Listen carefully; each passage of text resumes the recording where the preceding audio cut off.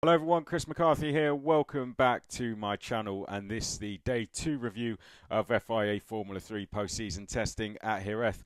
First of all, thanks everyone for the support on the day 1 review. Really do appreciate it. Sorry this video didn't get out yesterday. Was a little bit of a hectic one for me as I launched, for some of you may have seen if you follow me on social media, I launched my charity event with the Young Epilepsy charity event, Setting Purple Sectors, which we're going to be doing on Tuesday the 12th of November at Simply Racing Milton Keynes. We'll have some Formula 2 drivers there, some Formula 3 drivers there as well. So if you want to find out a little bit more about that event, maybe how you can get involved and come down to compete in what is going to be a 2-hour endurance sim racing event, or simply just watch the event when we live stream it on the day, then click the link in the description below and you can find out a little bit more about how you can support the event. It's going to be really, really good fun, and we're bringing awareness to epilepsy in the sport, really, and trying to open up some opportunities for people within the sport by doing so. Okay, but let's talk day 2 FIA Formula 3 post-season testing. This really was where the test was made in terms of everyone's fastest lap times. Before I go through that, we did have a couple of changes. Jesse Carrasquedo Jr. was with Campos on day 1. He swapped over to Van Amersfoort Racing for day 2. Teofil Nile had been in that seat on day 1. Did a really good job, but his test was complete after the first day. And returning to Campos was Nikola Tsolov. I say returning, I'll get into that in a bit, but Nikola Tsolov jumped in with them for the second day and would lead the morning session. It was the morning session where all the fastest times by every single driver was done. The afternoon session was considerably slower, with drivers give more going on race runs, it seemed, but the fast times came in the morning. So Nikola Tsolov was fastest with a 1:29.758. That would be the quickest time across the 2 days. Boya second, making it a Campos 1-2. Martinius Stenshorne in third place. Noah Stromsted in fourth place. Ugo Ugochuckwu was fifth. Tasanapol Inthraphuvasak put all 3 Campos cars in the top 6. And then we had Charlie Wurz 7th. Josh Dufek, an impressive 8th. He was in the top 10 both days. Freddie Slater in 9th. We'll come on to that later. And Christian Hope 10th. And we'll talk more about him later as well. That's your top 10. As always with these videos, I'll go through my 5 points to take away. Starting with point number 1, Nikola Tsolov returns to Campos with a bang. Now, Nikola Tsolov has been racing in FIA Formula 3 the last 2 seasons, the young Bulgarian racing driver. He came into the championship last season with ART Grand Prix, having just won the Spanish F4 championship with Campos Racing. He did so very, very convincingly as well. Broke a lot of records. He came into Formula 3 as the youngest ever driver at that time. That record was then broken by Arvid Lindblad this season. But Nikola Tsolov came into the championship with ART Grand Prix, and then ART Grand Prix had their most disappointing season, unfortunately, for Tsolov. He did get in the points at the end.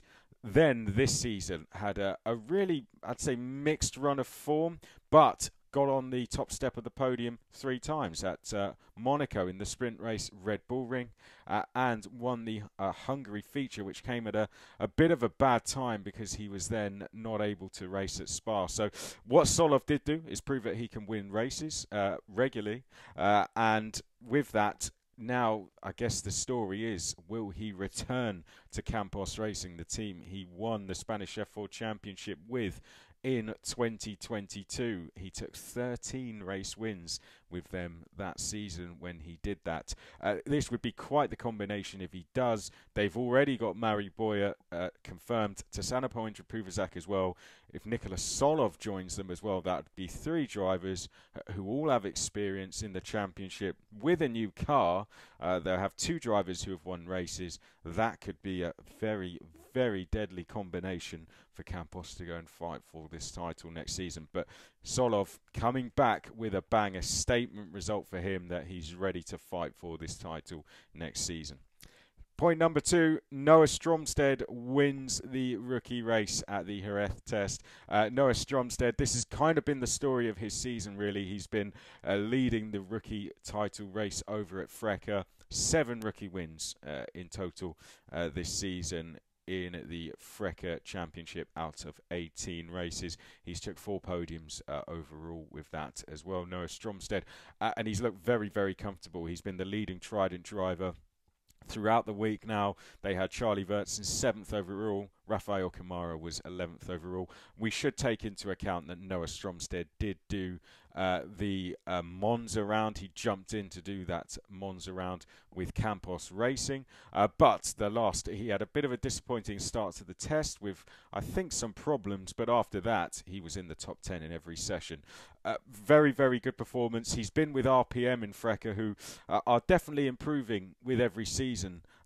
RPM, but they're still a newer outfit compared to some of their challengers around them. But now he's with Trident, who are, of course, 2 times drivers champions in the last 2 years. He's really showing some very, very impressive pace, and this is quite exciting pace from Noah Stromsted, which he can take forward into the next test and next season as he's confirmed as a driver. Point number 3, Ugo Ugochuckwu leads new Prema team. Of course, Prema have confirmed 2 of their 3 drivers for next season. Ugo Ugochuckwu, one of them, and he was 5th overall. He was the only Prema driver to be in the top 10. Brando Badua, when all the times were crunched together, was left down in 29th. He had some problems in the fast test, in the really fast session in the morning. Only completed 14 laps to that of Ugo's 33, so didn't quite get the quick times in necessary. And then we had Noel Leon in 12th. So Ugo looking very strong, despite the fact that he has had a bit of a disappointing FIA season. We know he's got pace from his F4 days with Prema as well. So he'll be feeling very confident, I think. Brando's been doing very good in FIA. The interesting one, I think the one that's caused the most talk, is Noel Leon's presence within that team. Has been on the podium multiple times, 4 podiums in Formula 3 this season. Noel Leon was a Red Bull Junior when he came to FIA in 2022. Had just won a single-seater title. Stateside, he was dropped by Red Bull because of his performances that season, which I think was a harsh decision. He'd been racing with Arden, and the team as a whole struggled that year.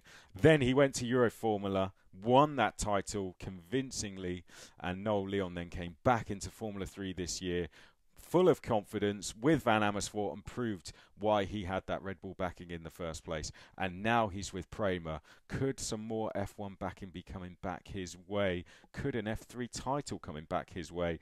For Mexico, it's going to be a really exciting time. If Checo Perez is to leave Formula 1, then they've got a new star in the making, I think, there, if Noel Leon is to sign that deal with Prema and possibly go for the title next season.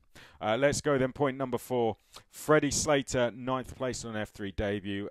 This one got a lot of people talking when they saw his name on the entry list. I think Freddie Slater, his future is the one that are keeping a lot of people on the edge of their seats, really. He's done so well this season, winning the F4 UAE title and Italian F4 title. Shout out to Akshay Boya, though, who did beat him to the Euro 4 title. What a dramatic finale that was, watching that over the course of the weekend. But Freddie fighting for that title.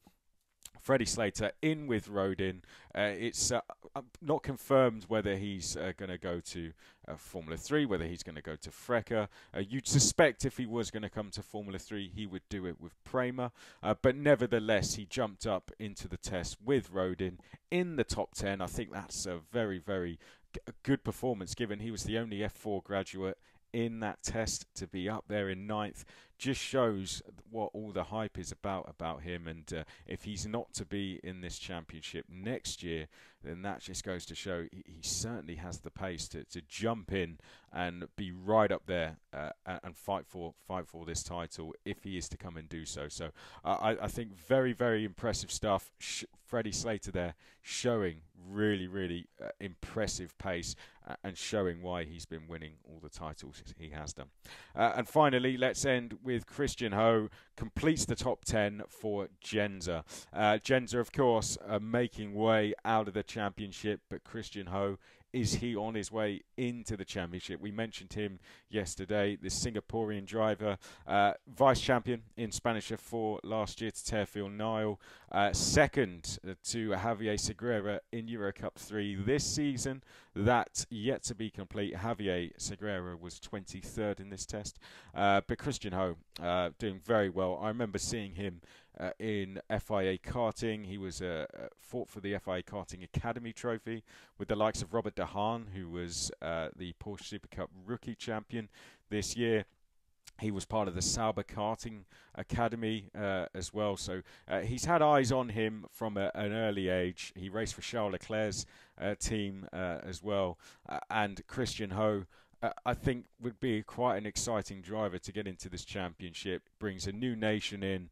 I'm sure he'd bring a lot of support in with that, but more than anything, he's bringing a lot of pace in, putting Jenzer in the top 10. Zagazeta was 15th. Nikola was 21st, and he settled into the car immediately. He was in the top 10 in every session, bar the last one. And so I think Christian Ho, very, very impressive. One of the performers of the test for me, actually. That about wraps it up. I'll be back to do these again next week. Thank you so much for your support. As I said, link is in the description for my Second Purple Sectors charity event. Very intriguing test. We'll find out what the entry list gives us for next week. Will there be some changes? We'll find out. I'll be back to dissect it all for you next Tuesday and Wednesday. For now, it is goodbye.